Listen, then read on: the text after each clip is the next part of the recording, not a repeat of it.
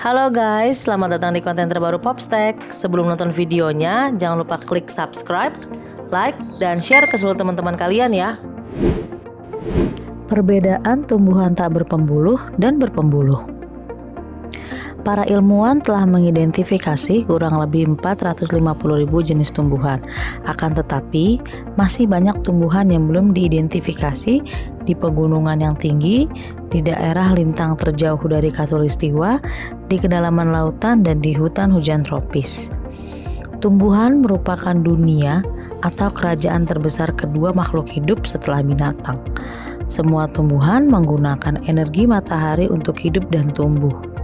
Tumbuhan dikelompokkan menjadi dua menurut penampakan tubuhnya, yaitu tumbuhan tak berpembuluh dan tumbuhan berpembuluh. Yang pertama, tumbuhan tak berpembuluh. Contoh yang pertama, jamur. Para ilmuwan dahulu menggolongkan jamur atau cendawan sebagai tumbuhan. Tetapi jamur tidak mempunyai daun maupun akar yang sesungguhnya. Karena mereka tidak mempunyai daun hijau yang mengandung klorofil, mereka juga tidak dapat membuat makanannya sendiri. Untuk hidup, mereka menumpang tinggal pada tumbuhan yang hidup atau yang busuk pada materi binatang. Kebutuhan makanannya berasal dari tumbuhan lain atau binatang yang sudah busuk. Jamur meliputi kapang, ragi, kamir, dan lain-lain. Jenis jamur mencapai 70.000 macam. Para ahli menduga masih terdapat ratusan ribu macam jamur lagi yang belum diketahui. Contoh yang kedua, ganggang. Ganggang adalah organisme mirip tumbuhan sederhana yang membuat makanannya sendiri dengan bantuan sinar matahari. Ada lebih dari 20.000 spesies ganggang. Kebanyakan ganggang hidup di air. Ganggang terkecil hanya dapat dilihat dengan mikroskop. Ganggang raksasa panjangnya dapat mencapai 200 meter. Yang ketiga, lumut. Lumut dalam ilmu taksonomi disebut golongan atau filum Bryophyta. Contoh lumut adalah lumut hati, lumut daun.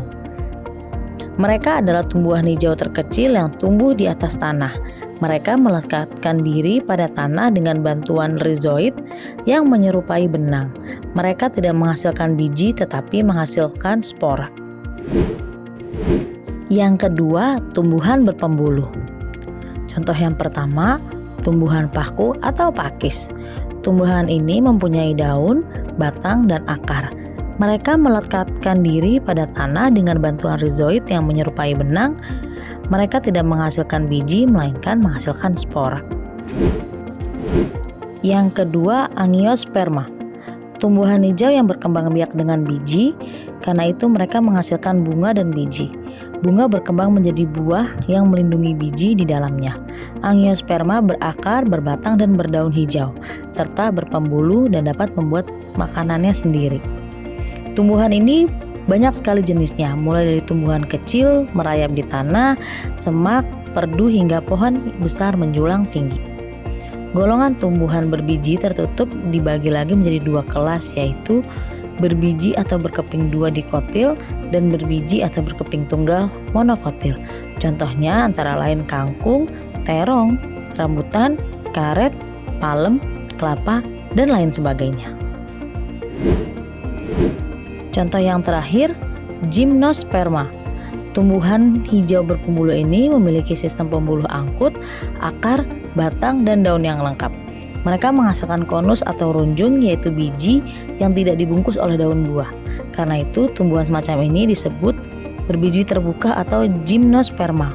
Yang termasuk golongan tumbuhan ini antara lain pakis haji, pinus, cemara, cedar, spires, fir, dan lain sebagainya. Conifer adalah termasuk dalam golongan tumbuhan ini. Oke deh guys, sampai di sini dulu ya video hari ini. Sampai jumpa di video berikutnya. Bye bye.